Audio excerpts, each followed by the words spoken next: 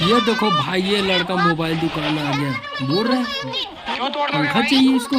कौन सा वाला चाहिए? बोलो भाई। ये भड़क रहा है बहुत लड़का यार, ऐसे ही पंखा करेगा। दिखाओ ये ना, इतना तुम्हारे गर्मी साइज लग का रहा पंखा। है, दिखाओ भाई इसको पंखा। क्यों?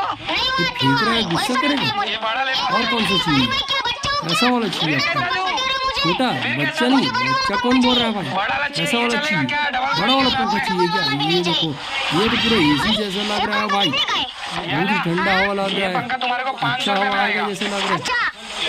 क्या बात, ये दे दूं? ये भड़क रहा है, अच्छा लग रहा है, का पंखा बहुत अच्छा कूलिंग हवा आ रहा है क्या?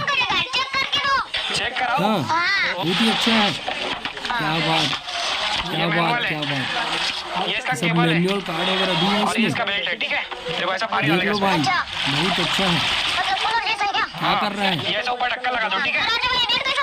बेल्ट यहाँ से ऐसा लगेगा।